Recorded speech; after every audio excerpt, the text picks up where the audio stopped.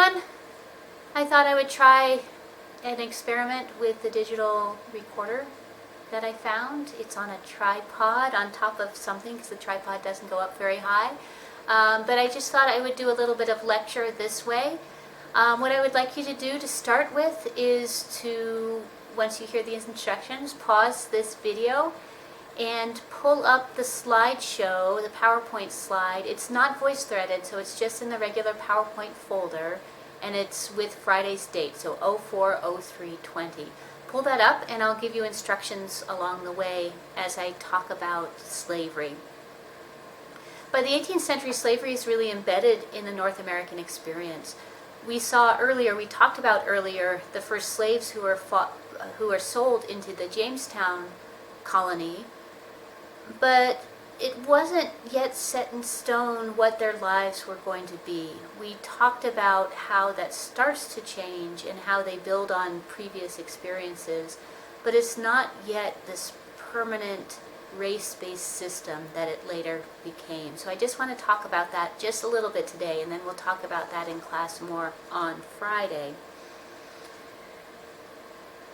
Before we get to that, take a look at slide number 2. We've looked at this one before, but I just wanted to show that again and to really think about that middle passage. So what we read about in the Taylor textbook was the fact that Europeans were tapping into an already existing slave trade, but then transforming it into a transatlantic slave trade, and it changes really drastically in that process as well. But that middle passage, which becomes known as the Middle Passage, is that movement of people from Africa to various parts in the America. It's brutal. Many people don't survive. Both the slaves have the largest mortality, but the slave traders as well. It also starts that transformation for the people who survive from African to African American. They have to come up with a common language. They have to figure out ways to survive if they can, and then they have to figure out how to negotiate everything that they come up against. And that's, again, we'll talk more about that on Friday.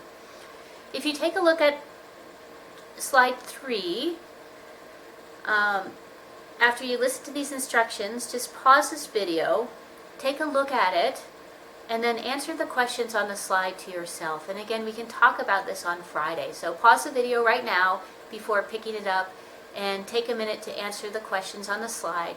The questions on the left are from the textbook it comes from, and of course I typed in an additional question there on the right. So once you do that, here's what I want you to think about. Is one of the things that is most horrifying to me about slavery is the cost-benefit analysis. This anti-slavery propaganda that you see on this slide depicts one reality, what we call tight packing. Some slavers decided that the best way to get Africans to the market in the Americas was to fill the ship absolutely as tightly as possible. So they piled living bodies on top of one another. And just think about the vomit and the shit and everything else that goes with this. They knew this would lead to a higher rate of mortality, but they also hoped in the end they would have enough, healthy enough people to sell on the slave markets. Some slavers chose another route, what was called loose packing, where you started with fewer and you would have a lesser mortality rate, so more people survive. It is absolutely horrifying, but they did this cost-benefit analysis. How will I make the most money off the sale of human beings? Slide number 4 is, we do have records from some slaves, and Olaudah Equiano is one of them. Now, there's been some question about how truthful his narrative is, but I think he did not exaggerate with this. He wrote this well after the fact of his own voyage, his own capture and sale into slavery. He wrote it for an anti-slavery audience, so we need to keep all of that in mind. But we also have to realize that this is someone who experienced it, and even if he's writing this as propaganda, I think there is really deep truths here. So take a minute, again, pause this, take a minute to read this Equiano quotation from his narrative, and then think about what this tells us about that process of the Middle Passage. Slide 5 shows us that the slavers paid close attention to their quote-unquote cargo. Again, all of this horrifies me. They tracked who died and how. This was not just some random cargo. They wanted to make sure they were making the most money off of it as possible. So this is one of the ways that you get this transformation of Africans through slavery into slaves in North America, into African Americans. This is one of the processes that gets us there. How do we get from what we saw with the Jamestown slaves to what we see in the 18th century, and if we spin that out even further into the 19th century, pre-Civil War, antebellum United States? We've already seen one answer with the laws that began to target black men and women. If you pause the video here, take a look at the next two slides, slides 6 and 7. Take a few minutes to read these and think about them before pushing play again. When we talked about this earlier with Jamestown, we saw slavery instill a very fluid aspect. It is going to become permanent, and it's going to become race-based. And laws are one of the ways that this gets created. It becomes inherited, right? So we saw this law already, but I want to come back to it because it's super important. How do you keep slavery in place? Well, you make sure it gets passed down through bodies, and particularly in this case through women's bodies. So black women, if they were slaves and they had children, their children would be slaves. If they were free, their children would be free. The second slide talks about shows us the ways that it became race-based, because for a while people weren't sure, English, Portuguese, Spanish weren't sure that it was okay to make people who were Christian into slaves.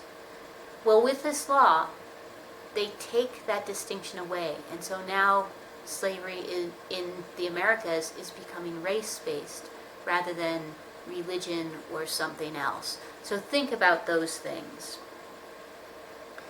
Lastly, if we think about cost-benefit analysis, we also have to think about commodification. What the slavers and the people who bought slaves were doing, where they were making slaves into commodities just like any other commodity, just like a wagon or a house or a bag of flour, right? They understood that these were human beings. They never lose sight entirely of that, but they're also selling them, and so they're also products. So take a look at this last slide and read the advertisement. Again, pause this, and just that first part, you can of course read all of it, but that first few lines is what I want to focus on.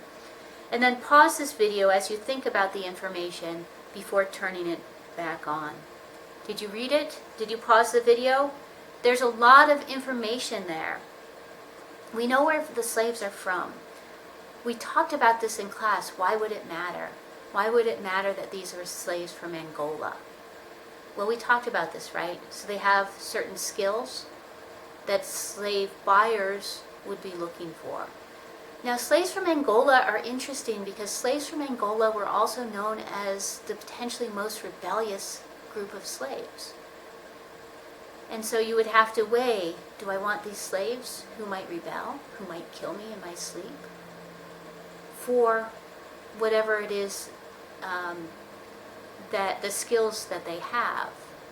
And obviously, sometimes the answer was yes. We are going to buy this particular group of slaves, even though they tend towards rebellion. We are going to try to break them. We are going to try to make them less than human, but we are going to buy them to do this work which we believe we need to have done. You have the number of the slaves in this particular cargo, and then you have the adjectives: prime, young, likely, healthy. So prime, meaning good, right? Like prime cuts of meat, right? Again, horrifying. Young, likely, meaning that they will be good slaves, and healthy, meaning that they're not going to bring disease, they're not going to die from disease as well. The slavers are selling a product. So what we see in the Americas, and not just in North America, but we're moving from the possibilities of Africans eventually becoming free people to the reality of Africans becoming permanently enslaved populations. We'll talk about this on Friday. I'll make sure to be in my office on campus where the internet is better so that we can have an actual conversation. It worked really well for the material culture class on Wednesday. I managed to get to my office in time for that class. So please, as always, let me know how you're doing. Let me know if you have any questions. I'm always happy to help. I put up my various office hours up on D2L, so take a look at that. 2 days a week I'll be doing Zoom office hours. Other days a week I'm going to be doing email office hours. But if you want to send me an email, I will always, always, always respond to it. And if it somehow gets lost and you don't get a response, send me another one. You won't be bothering me. I'm very happy to answer these emails. I will see some of you in class on Friday. Take care, wash your hands, and keep social distancing. We will get back to some different kind of normal eventually. Bye.